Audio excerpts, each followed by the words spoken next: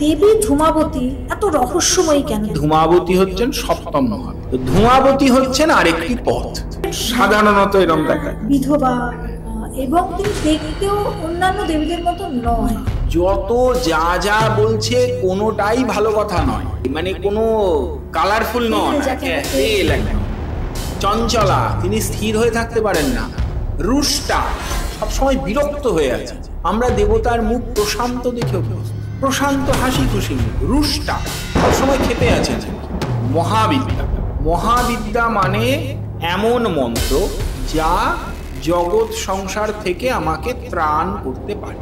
জন্ম মৃত্যুর চক্র থেকে সে যখন মুক্তি পেয়ে যাবে, আলাদা হয়ে যাবে, তাকে বলে তিরোধান। নিম পাতা তেলে ভেজে ওই তেতো তেল দিয়ে হোম, সর্ষের তেল। ধূমাবতী মন্ত্রের জপে সব সময় বলা হয়েছে, ধূমাবতী মন্ত্রের জপ সব সময় একদম ভেজা কাপড় পরে সিক্ত উষ্ণিস ধারণ করে করতে হবে, তা না হলে ওই মন্ত্রের তেজ সহ্য করা।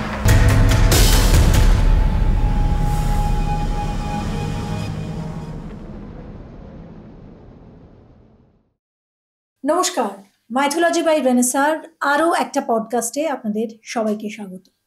আর আজকে আমি আলোচনা করব 10 মহাবিদ্যার এমন এক দেবীকে নিয়ে, যার সম্পর্কে আপনারা অনেকেই জানতে চেয়েছেন। এই দেবী এক রহস্যময়ী দেবী। এই দেবী অন্য দেবীদের থেকে একেবারেই আলাদা।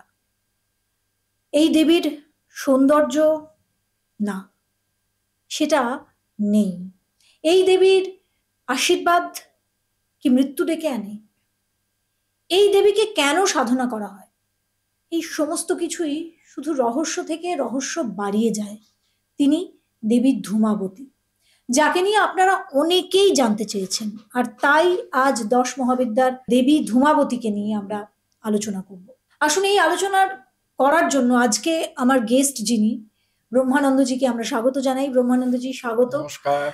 আমরা যখন দেবী ছিন্নমস্তাকে নিয়ে আমাদের পডকাস্টটা রিলিজ করি, তখন এটা রীতিমতো মানুষ যে এতটা অ্যাকসেপ্ট করবে আমরা ভাবতেও পারিনি, কিন্তু মানুষ ভীষণ রকমভাবে অ্যাকসেপ্ট করে এবং তারা এটা সম্পর্কে জানতে পেরে খুশি হয় এবং আরো কিছু আবদারও থাকে। সেখানে 90% কমেন্টে ছিল দেবী ধূমাবতীকে নিয়ে একটা এপিসোড করুন। আর তাই হয়তো ধূমাবতীকে নিয়ে আমরা করতাম, কিন্তু পরে করতাম, কিন্তু আগে করতে হচ্ছে কারণ মানুষ এটা জানতে চাইছে, আমার ভিউয়ার্সরা জানতে চাইছে। তো আমি প্রথমেই আপনার কাছে জানতে চাইবো যে দেবী ধূমাবতী এত রহস্যময়ী কেন? তাকে নিয়ে তিনি কি সত্যিই রহস্যে ঘেরা, নাকি পুরোটাই পরিষ্কার, আমরা তাকে একটু খানিকটা আঁধারে রেখেছি? ধূমাবতী মুন্ডমালা তন্ত্রে যে 10 মহাবিদ্যার লিস্ট বলা হয়েছে, তাতে ধূমাবতী হচ্ছেন সপ্তম মহাবিদ্যা। কারণ পরিষ্কার মুন্ডমালা তন্ত্র বলছে কালী, তারা, মহাবিদ্যা, ষোড়শী ভুবনেশ্বরী, ভৈরবী ছিন্নমস্ত্য়া চ বিদ্যা ধূমাবতীস্তথা বগলা সিদ্ধবিদ্যা চ মাতঙ্গী কমলাত্মিকা এতাদশ মহাবিদ্যা সিদ্ধবিদ্যা প্রকীর্তিতা। তো ধূমাবতী সপ্তম মহাবিদ্যা। মহাবিদ্যা, প্রথম এটা বুঝতে হবে, মহাবিদ্যা, মহাবিদ্যা মানে এমন মন্ত্র যা জগৎ সংসার থেকে আমাকে ত্রাণ করতে পারে, জগতের বন্ধন থেকে আমাকে মুক্তি দিতে পারে। মানে মৃত্যু না, মৃত্যুকে এই আমরা একটা কথা বলি যে ভগবান হচ্ছেন পঞ্চকৃত্য পরায়ণ। ভগবানের পঞ্চকৃত্য কি? সৃষ্টি, স্থিতি, লয়, তিরোধান, অনুগ্রহ। একটু অন্য জায়গায় চলে যাচ্ছি, তাও আলোচনাটা করি। মানুষ মৃত্যু এবং তিরোধানের তফাৎ বোঝে না। মৃত্যু হচ্ছে একটি দেহের লয়, কিন্তু মৃত্যুর পরে আমরা হিন্দু ধর্মে, আমরা তো চার্বাক মত ছাড়া অন্য কোনো দর্শনে আমরা আত্মা এবং দেহকে একীভূত করে দেখিনি। আমরা দেহ এবং আত্মাকে আলাদা বলে বিশ্বাস করি। আমরা বিশ্বাস করি দেহের নাশ হয়, আত্মার নাশ হয় না। আত্মা অবিনশ্বর, নৈনম ছিন্দন্তি শাস্ত্রাণি নৈনম দাহতি পাপ। যদি তাই হয়, তাহলে আত্মা যায় কোথায়? শঙ্কর বলছেন পুনরপি জননম পুনরপি মরণম পুনরপি জননী জঠরে শয়নম। মরণের পরে জীবাত্মা কোথায় যাবে? পুনরপি জননী জঠরে শয়নম, আবার পুনরায় আরেকটি জননী গর্ভে, মাতৃগর্ভে প্রবেশ করবে পুনর্জন্মের জন্য। তো এই সাইকেলটা চলছে, জন্ম মৃত্যু। এই সাইকেল থেকে মুক্তি মানে এই একটি জীবাত্মা আর জন্ম লাভ করবে না। মৃত্যুর পরে জন্ম মৃত্যুর চক্র থেকে সে যখন মুক্তি পেয়ে যাবে, আলাদা হয়ে যাবে, তাকে বলে তিরোধান। মৃত্যু এবং তিরোধানের আমি বারবার বলছি, মানুষ তফাৎ বোঝে না। যে কোনো কেউ শ্রদ্ধাবশে বা যে ক্ষেত্রেই হোক, পিতামাতা বা গুরুজন বা কারো দেখবেন লেখে আবির্ভাব তিথি, তিরোধান তিথি, কিন্তু ওটা তিরোধান। স্বাভাবিকভাবে যে কোনো জীবাত্মার পুনর্জন্মই হয়, তিরোধান হয় না। এই তিরোধান এবং তিরোধানের পরে অনুগ্রহ, এই অনুগ্রহ হলে তবে জীবাত্মা ব্রহ্মলীন হয়। এই যে জায়গাটা, এই জায়গাটা যদি কেউ প্রদান করতে পারে সেটা হচ্ছে মহাবিদ্যা। এবার 10 অথবা অষ্টাদশ মহাবিদ্যার কথা শাস্ত্রে বলা হয়েছে। তো বিভিন্ন প্রকার কেন? কালী একরকম, তারা আরেক রকম, বগলামুখী আরেক রকম, ধূমাবতী আরেক রকম, ভুবনেশ্বরী আরেক রকম, ত্রিপুরা সুন্দরী আরেক রকম, এরকম কেন?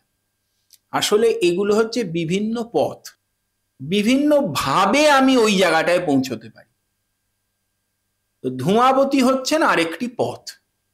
কিন্তু তিনি এত বিচিত্র কেন? তিনি এবং একজন দেবী, আমাদের সাধারণত এরকম দেখায় বিধবা, এবং আমি মানে ঈশ্বরের নাম নিয়েই বলছি যে তিনি দেখতেও অন্যান্য দেবীদের মতো নয় কেন?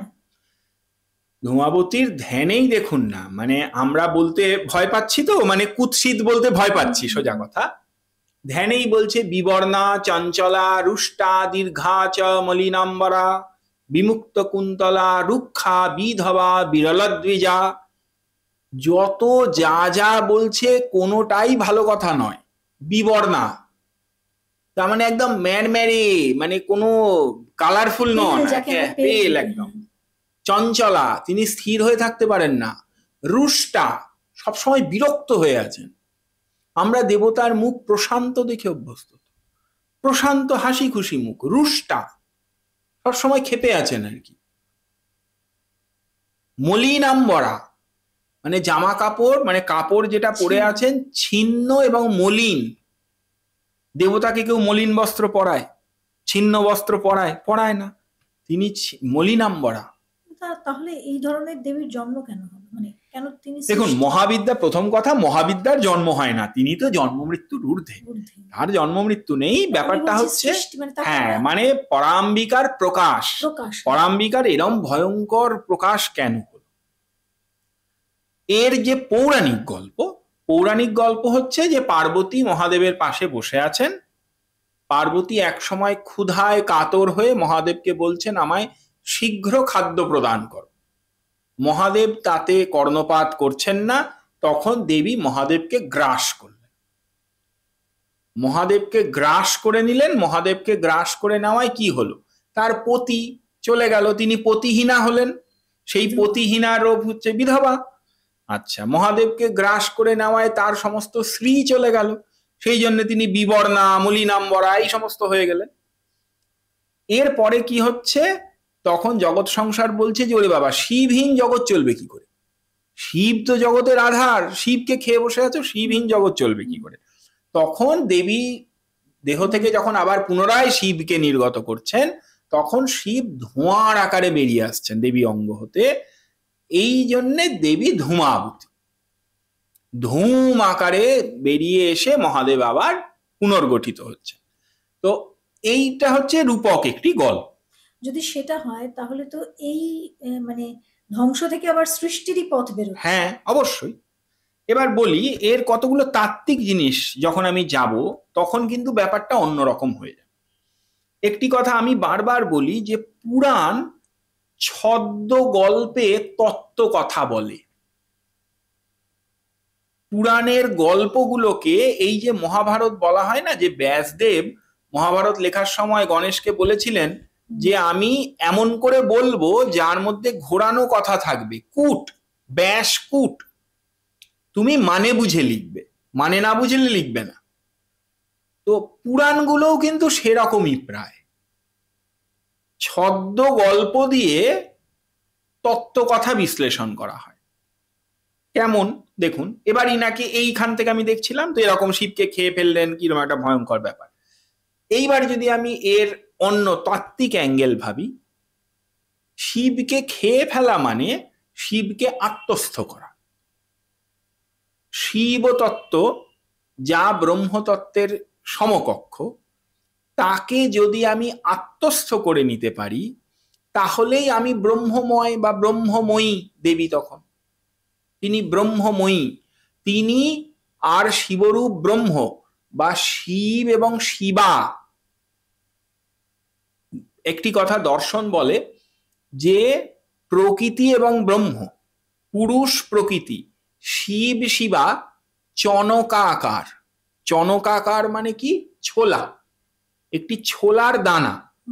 একটি ছোলার দানা যদি আপনি ভিজিয়ে রাখেন, একটি ছোলা, আপনি ছালটা ছাড়ান, দুটো টুকরো বেরোবে।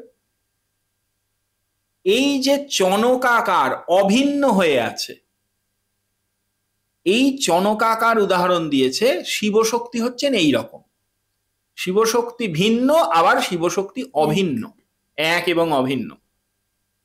যখন তিনি শিব এবং প্রকৃতি এক হয়ে গেলেন তখন তার ওই রূপ, এবং সেই রূপে তখন কিন্তু তার আর ভোগ টোগ কিছুরই প্রয়োজন নেই, কোনো ঐশ্বর্যের প্রয়োজন নেই।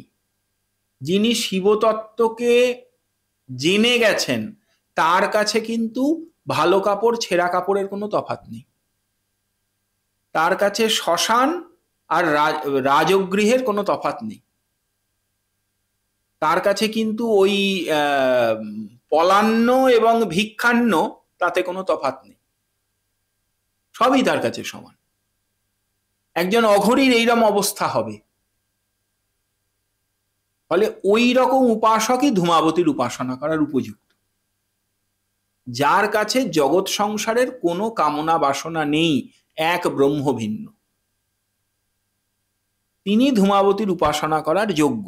সেই জন্যে ঘুরিয়ে এই কথা বলা হয়েছে যে সাধারণ মানুষ ধূমাবতীর পূজা করবে না, ধূমাবতী সাধারণ মানুষের জন্য অকল্যাণকর। কারণ সাধারণ মানুষের কল্যাণ কিসে? আমরা কাকে কল্যাণ বলে মানি?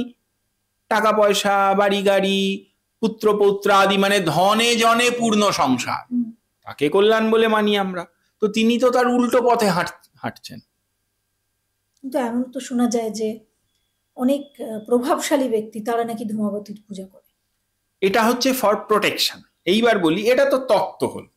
এইবারে আমরা এরকম জানি যে কোনো বিশিষ্ট প্রশাসনিক প্রধান বা এরকম কোনো ব্যক্তি, কামাখ্যা ধামে 10 মহাবিদ্যার মন্দির আছে, কামাখ্যা ধূমাবতী মন্দিরে নিয়মিত ফর প্রোটেকশন পূজা পাঠ ইত্যাদি হয়। কেন হয়? এইখানে ধূমাবতী মন্ত্রের কিন্তু ভাইব্রেশন অসম্ভব হাই। ধূমাবতী মন্ত্র জপ করলে, এই যে বলেছে গৃহস্থের অকল্যাণ হবে, আসলে ধূমাবতী মন্ত্রের জপে ধূমাবতী মন্ত্রের এমন ভাইব্রেশন যে তাকে জগৎ সংসার বিমুখ করে দেবে। তেমনি এই মন্ত্রের হাই ভাইব্রেশন কিন্তু প্রোটেকশনের জন্য অসম্ভব ভালো, এবং ধূমাবতী মন্ত্র প্রোটেকশন দেয় from any type of black magic. কোন রকম ব্ল্যাক ম্যাজিক থেকে ধূমাবতী মন্ত্র প্রোটেকশন দেয়। আবার ধূমাবতী মন্ত্রের দ্বারা কিন্তু মারণও হয়। ধূমাবতী মন্ত্রের বিচিত্র সমস্ত প্রয়োগ আছে।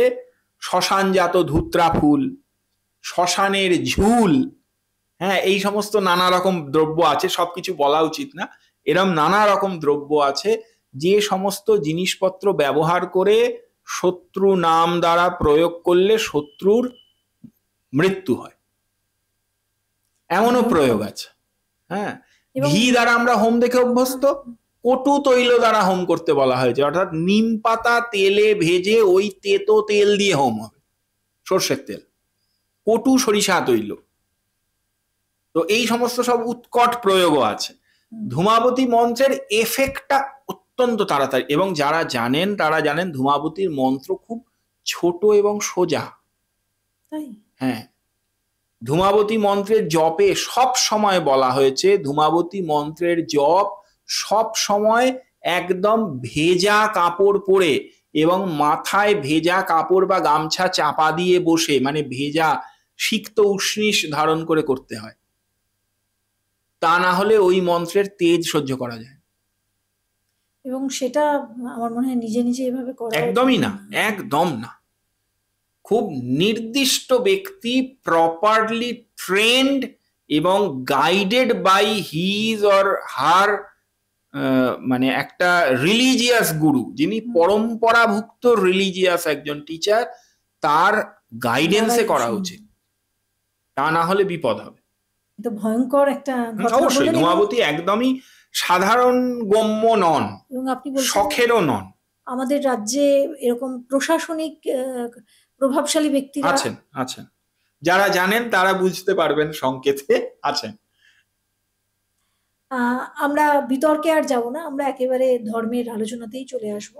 আমি যদি যতটুকু জানি, ধূমাবতীর বাহন কাক কেন, আর এটা কিসের প্রতীক?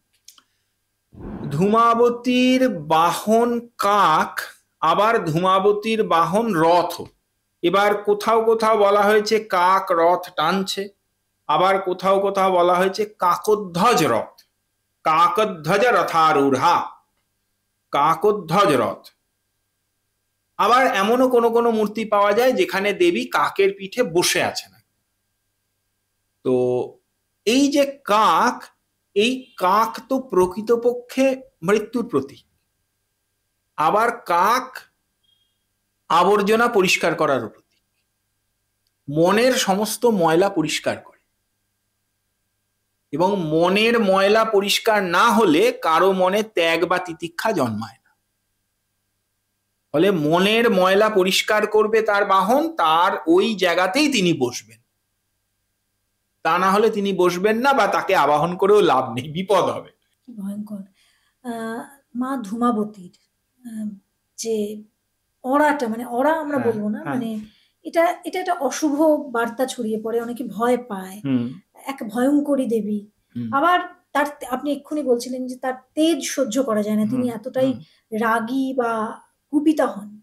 কিসে তিনি কুপিতা হন, মানে কেন তার এত রাগ কেন? দেখুন, তার রাগ আমার আপনার উপরে না, তার রাগ আসলে আসক্তির প্রতি। তিনি আসক্তি পছন্দ করেন না, এবং মেটেরিয়ালিস্টিক যে লাইফ, সেটা সত্যি সত্যি আসক্তি থাকলে মহাবিদ্যার পথে চলাও তো যায় না।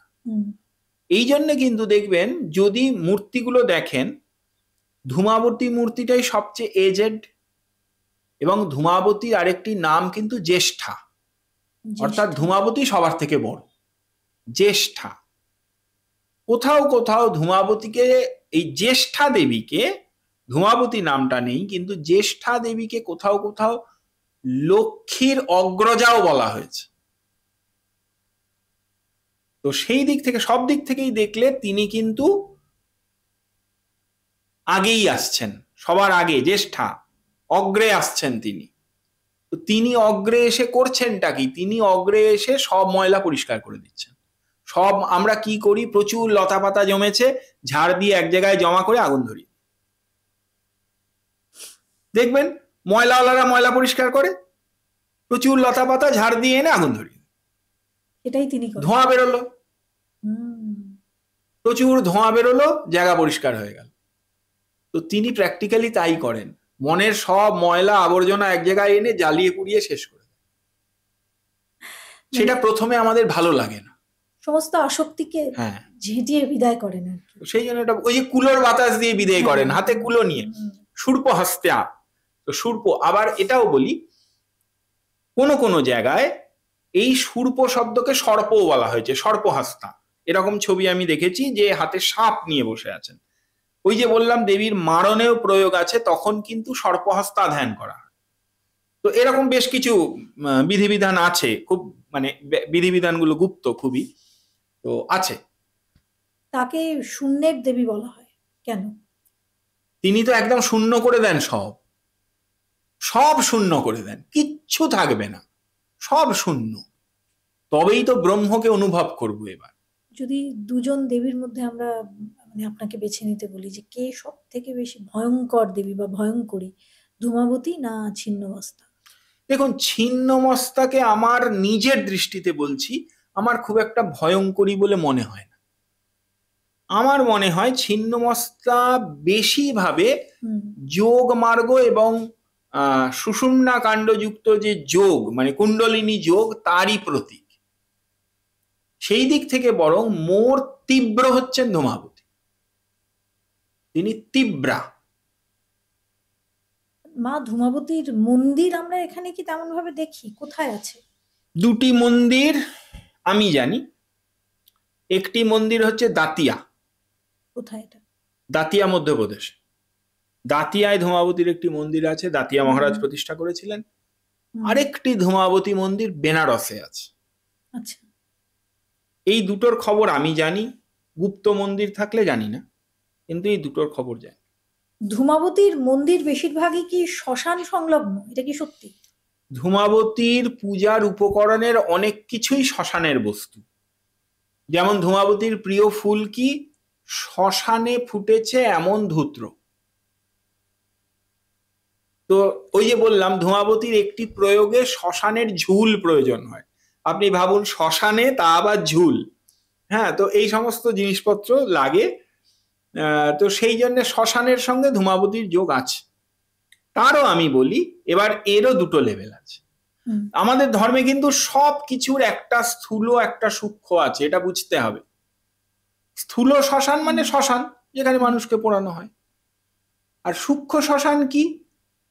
সাধকের মন, যেখানে আর কামনা বাসনা নেই, পুড়ে ছাই হয়ে গেছে, ওটাও শ্মশান, শুদ্ধ, এবং ওটা বেশি শুদ্ধ শ্মশান।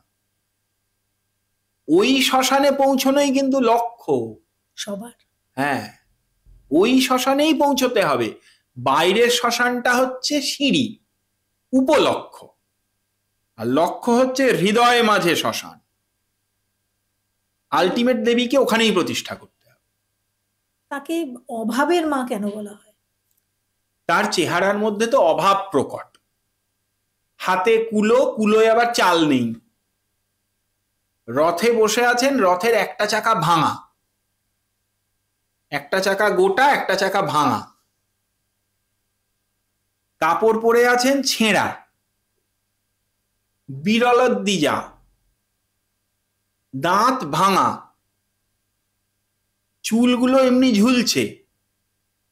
মানে সব দিক দিয়েই দেখলে আপনার মনে হবে একজন অতি বৃদ্ধা, একদম খেতে না পাওয়া দুস্থ রমণী যেমন হবে তিনি তেমন।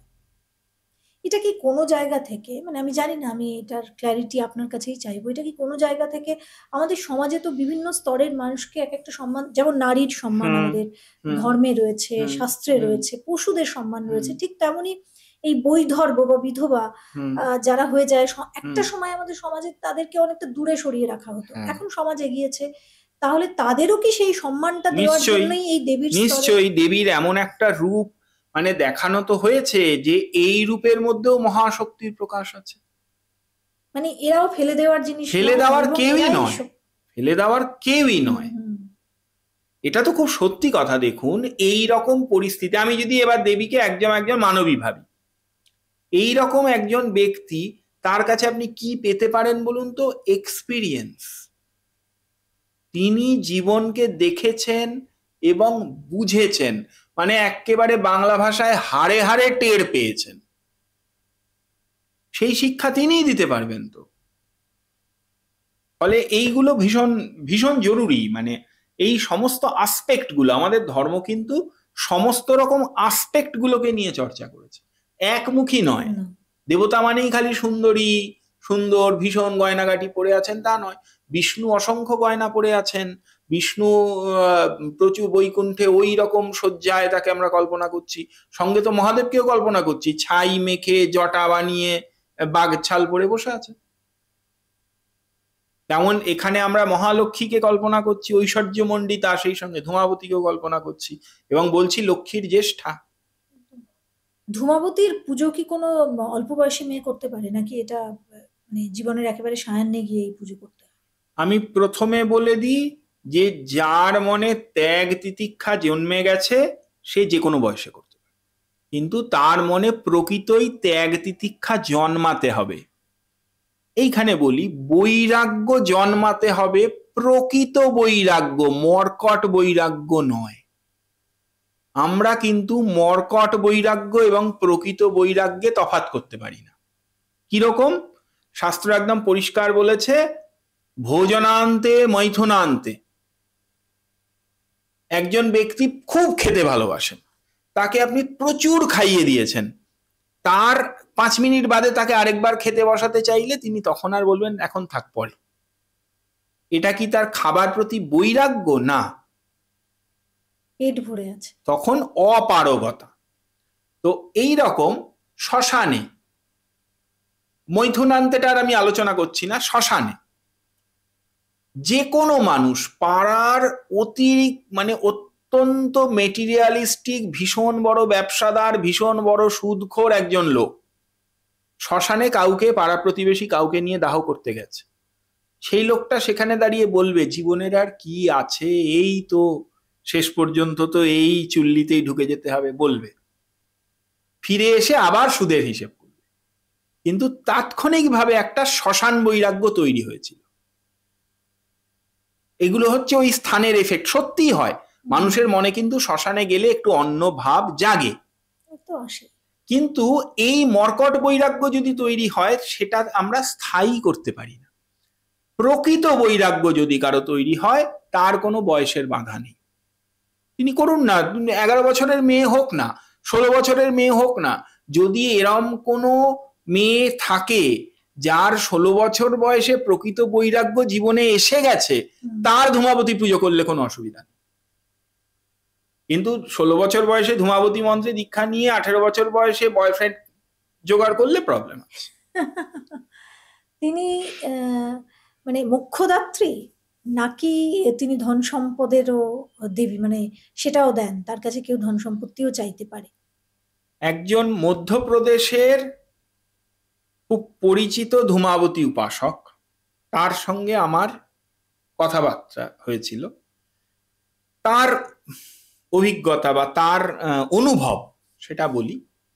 তিনি বলছেন যে যদি কোনো ব্যক্তি সঠিক নিষ্ঠায় এবং গুরু থেকে সঠিক দীক্ষা এবং পূজা পদ্ধতি জেনে কোনো গৃহস্থ ব্যক্তি যদি ধন কামনায় ধূমাবতীর উপাসনা করে, তাহলে ধূমাবতী তাকে প্রভূত ধন প্রদান করেন, কারণ তিনি লক্ষ্মীর জ্যেষ্ঠা। আচ্ছা, মানে ধন সম্পত্তির জন্য। এই কথা আমি বলছি মধ্যপ্রদেশের একজন, তিনি বলেছিলেন যে কিন্তু তাকে সঠিক পদ্ধতিতে একাগ্রভাবে করে যেতে হবে। তার মানে কি, যা মানে খুবই অসাধ্য, সেই অসাধ্য সাধনে তিনি সাধন করেন, কিন্তু মূলত তিনি ত্যাগ তিতিক্ষা মোক্ষেরই দেব। কিন্তু তিনি টাকা পয়সা দিতে পারেন না এমনটা কিন্তু নয়, যেন আমাদের এরম ধারণা তৈরি করে না ফেলি আমরা যে ধূমাবতীর পক্ষে ধন সম্পত্তি প্রদান করা অসাধ্য, তা কিন্তু নয়, কখনোই নয়। মহাবিদ্যার ক্ষেত্রে অসাধ্য বলে কিছু হয় না। তিনি কি তারা এবং কালীর আরো উচ্চরূপ? এবার বলি, দক্ষিণ ভারতের একজন উপাসক আমায় বলেছিলেন যে তারা ধূমাবতীকে বৃদ্ধ কালী বলে পূজা করে। তারা না, মানে ওই সম্প্রদায়, ওনারা ধূমাবতীকে বৃদ্ধ কালী বলে পূজা করে। তো কালীরই হ্যাঁ, বৃদ্ধ কালী বলছেন ধূমাবতীকে, মানে ধূমাবতীর মধ্যে কালীর সব গুণ আছে কিন্তু আরো ম্যাচিওর্ড। কিন্তু কালীর সমস্ত গুণ, ধূমাবতী কালী কিন্তু আরো যেন ম্যাচিওর। মানে সেই কালী কি আমাদের এই দক্ষিণা কালী না? কালী তত্ত্ব, কালী তত্ত্ব। আর মা তারার সঙ্গে, তারার সঙ্গে ধূমাবতীর পরিষ্কার যোগাযোগের শাস্ত্র প্রমাণ আমি পাইনি, তবে কালীবৎ তারা, তারা এবং কালীর মধ্যে কিন্তু তত্ত্বগতভাবে ভেদ খুব কম। সেই জন্যে বৃদ্ধ তারা তাকে কেউ বলে না, যদিও বৃদ্ধ কালী বলেছেন ওনারা, কিন্তু আপনি এই কথা বলতেই পারেন যে যেন এটা আরো মানে যদি আমরা কালীকে ভাবি শ্মশানবাসিনী, ভাবি মানে শাস্ত্র তো তাই বলেছে, শ্মশানবাসিনী তারা জলচ্চিতা মধ্যগতা, তাহলে চিতা যখন জল ঢেলে দেব, সেই জল ঢালা চিতার মধ্যে থেকে ভুর ভুর করে যে সাদা ধোঁয়াটা বেরিয়ে আসবে, তাই ধূমাবতী। আপনি যদি এইভাবে 3টে স্টেপ ভাবি আমি, যে শ্মশানে পৌঁছলাম, শ্মশান কালী, চিতা যখন জ্বলন্ত চিতা সব পুড়ে ছাই হয়ে যাচ্ছে তা তারা, আর যখন পোড়া শেষ হয়ে গেছে জল ঢেলে দিয়েছি তার থেকে ভুর ভুর করে ধোঁয়া বেরোচ্ছে তা ধূমাবতী। ধূমাবতীর পুজো এখন আবার খুব জনপ্রিয় হচ্ছে এবং এই দেবী সম্পর্কে আগ্রহও বাড়ছে, যেটা আমরা নিজেরাই দেখলাম আমাদের পডকাস্টের প্রশ্নে ভরে গেছে। প্রশ্নে ভরে যাচ্ছে, এটা কেন? দেখুন, আমি বলবো ধূমাবতী সম্বন্ধে আগ্রহ জাগুক, মানুষ ধূমাবতীকে জানুন, চিনুন, খুব ভালো, কিন্তু ঠিক জনপ্রিয় হওয়ার প্রয়োজনীয়তা নেই। জনপ্রিয় হলে যেন এমন না হয় যে ঘরে ঘরে ধূমাবতীর পুজো হচ্ছে। কারণ কি, ঘরে ঘরে ধূমাবতীর পুজো হলে যদি তার ভাইব্রেশন না নেওয়ার মতো মানুষ হন, তখন তিনি আলটিমেটলি বলবেন যে এই দেবী আমার অকল্যাণ করেছে। কাজী ওটা খুব একটা কাম্য নয়। তবে মানুষ জানুন। এই বিষয়ে আরেকটা কথাও বলি, সেটা হচ্ছে কেতু গ্রহের সঙ্গে ধূমাবতীর একটি যোগ বলেন। তো এই ক্ষেত্রে আমি বলবো যে যদি আমি কেতু গ্রহের সঙ্গে ধূমাবতীর যোগ, কারণ কেতুও কিন্তু মানে ধোঁয়ার কুণ্ডলী, এবং কেতু কেতু গণম কথাটা বলা হয়েছে, কেতু একজন নন, কিন্তু কেতুভ্য, কেতু একাধিক, ব্যাকরণ অনুযায়ী কেতু একাধিক। তো এই যে অসংখ্য ধূমকেতু, তার যে সম্মিলিত রূপ, তার সঙ্গে ধূমাবতীর একটি যোগ ভাবা যায়। এবার কিন্তু তাই বলে কেতু গ্রহের প্রতিকার করতে গিয়ে সাধারণ মানুষের কিন্তু ধূমাবতীর কবচ টবচ ধারণ করে ফেলা খুব একটা কাম্য। কারণ একজন দেবতার কবচ সেই দেবতারই একটি রূপ বা অংশ বা তার তেজের প্রকাশ। তো ধূমাবতীর তেজ সবার জন্য খুব একটা তো গ্রহণযোগ্য হয় না, গ্রহণযোগ্য হয় না। সেই জন্যে ধূমাবতীর কবচ ইত্যাদি ধারণ করার পূর্বে কিন্তু যথেষ্ট সাবধানী হওয়া উচিত যে আমি তার উপযুক্ত কিনা। তা না হলে কিন্তু ভালো করতে গিয়ে মন্দ হতে পারে, এটা বুঝতে হবে। মা ধূমাবতী মানে যারা তার পুজো করে বা কোনো মন্দিরে, যেমন ধূমাবতীর যে 2টি মন্দিরের কথা আপনি বললেন, ধূমাবতীর মন্দির আমি 2টি বললাম, আরেকটি বলতে বলতেও ভুলে, সেটা হচ্ছে কামাখ্যায় দশমহাবিদ্যার মন্দিরের মধ্যে ধূমাবতী মন্দির আছে। কাজে 3টি মন্দির আমরা চোখের সামনেই পাচ্ছি। এখানে সবাই দর্শন করতে পারবে? হ্যাঁ, দর্শন। কামাখ্যার মন্দিরে কোনো মূর্তি নেই, কামাখ্যার মন্দিরে তো জনিপীঠকেই কল্পনা করা হয়, সেই জন্য কামাখ্যায় মায়ের কোনো মূর্তি নেই। কিন্তু দাতিয়াতে মায়ের মূর্তি আছে এবং ওই বেনারসের মন্দিরেও মূর্তি আছে, দর্শন করতে পারবে, দর্শন করা যায়। পুজো দেওয়া, পুজোও তো মানুষ ওখানে দেয়, তবে খুব কম মানুষ যায়, এটাও সত্যি কথা। এই রহস্য থেকে মানে আমরা অনেকটা জানলাম। আমি পডকাস্টার একদম শেষের দিকে চলে এসেছি। মা ধূমাবতী সম্পর্কে আপনি আর শেষ কথা কি বলতে চাইবেন দর্শকদের? এখন আমি বলবো যে যখন ধূমাবতীর উপাসনা কেউ করতে চাইবেন, তখন তিনি যেন অবশ্যই সঠিক গুরুর কাছে গিয়েই ধূমাবতীর শিক্ষা করেন। তা না হলে কোনো বই পুস্তক দেখে করবেন না। এবং আমি এমন ব্যক্তি দেখেছি ইন্টারনেট থেকে ছবি ডাউনলোড করে ঘরে রেখেছে এবং পুজো করছিল এবং আমার কাছে এসেছে যে তার বিবিধ প্রবলেম ইত্যাদি ইত্যাদি। তো এই সমস্ত করার প্রয়োজন নেই। এগুলো সবকিছুই তো শখের জিনিস নয়, তো এগুলো করার কোনো প্রয়োজন নেই। সঠিক গুরু পরম্পরা থেকে শিক্ষা করেই ধূমাবতীর উপাসনা করা উচিত এবং তান্ত্রিক বিধিবিধান অনুযায়ী নির্দিষ্ট অভিষেকের পরেই ধূমাবতীর পূজা করার অধিকার একজন পান এবং তবেই তিনি ধূমাবতীর উপাসনা করবেন। এবং ওই ভাব নিয়ে করবেন, তাহলে তার কোনো অকল্যাণ হবে না। আজকাল ইন্টারনেটে ভীষণ রকমভাবে এই সমস্ত, বিশেষ করে সোশ্যাল মিডিয়ায় ধূমাবতী সম্পর্কে রিলস বা শর্টস ভীষণ ভাইরাল হচ্ছে, এবং দেখা যাচ্ছে যে অনেকে বলছেন যে আসুন পুজো দিন, এখানে পুজো দিন, এইভাবে এগুলোতে মানুষ আকৃষ্ট হচ্ছে এবং মিলিয়নস অফ ভিউ এখানে দেখতে পাচ্ছি। তো সেটা কি মানে এগুলোতে আকৃষ্ট হওয়া মানুষের উচিত নয়? উচিত না। শুধু আমি বলবো, শুধু ভিউ কামানোর জন্যে মানুষ জানে না বা শোনেনি বা অপ্রচলিত কিছু একটা বলে দিয়ে তাকে আকর্ষিত করার কোনো মানে হয় না। যেটা যা সেটা তেমনই। সবকিছুর জন্য নয় তো। ওষুধের দোকানে নানা রকম ওষুধ পাওয়া যায়। আচ্ছা, কেউ শখ করে ওষুধ খায় যে ওই ওষুধটা কেউ খায় না তো বিশেষ, কোনোদিন তো ডাক্তার আমায় লেখেনি, ওই ওষুধটা একটু খেয়ে দেখি। কেউ খায়। তো এই বুদ্ধিটা আমার এখানেও অ্যাপ্লাই করতে হবে। আমার আলটিমেটলি একজন সাধারণ গৃহস্থের লক্ষ্য কি? তিনি ভালো থাকবেন, সুখে শান্তিতে থাকবেন। তো তার জন্য তো মা লক্ষ্মী আছেন, অন্নপূর্ণা আছেন, তারা আছেন, তো দুর্গা আছেন। ধূমাবতী টানার কি দরকার? আমরা অনেকটা জানলাম, এবং আমি প্রথমেই বলেছিলাম এই পডকাস্টের শুরুতে যে এক রহস্যময়ী দেবী, এবং সেই রহস্যের পরতে পরতে বোধহয় আরো বেশি রহস্য, তার কিছুটা অংশ আমরা এখানে আপনাদের সামনে তুলে ধরলাম, এবং আমার মনে হয় সেই রহস্য ভেদ করার চেষ্টা করলাম। কিন্তু তাকে নিয়ে জানাতেও একটা রহস্য রেখে দেওয়া আমার মনে হয় উচিত। এই আলোচনা থেকে আমি যতটুকু বুঝলাম, বেশি জানতে চাওয়াটাও বোধহয় কোথাও ব্রহ্মানন্দজি যে বার্তাটা বারবার দিচ্ছিলেন, সেটা আমাদের উচিত নয়। কেন উচিত নয়, শাস্ত্রে কেন বাধা, তারও কিছু ব্যাখ্যা এখানে দেওয়া হলো।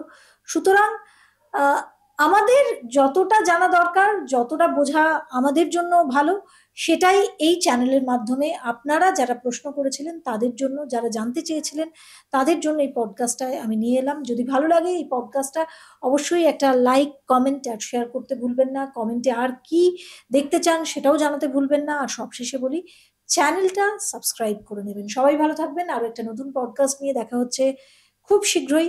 নমস্কার।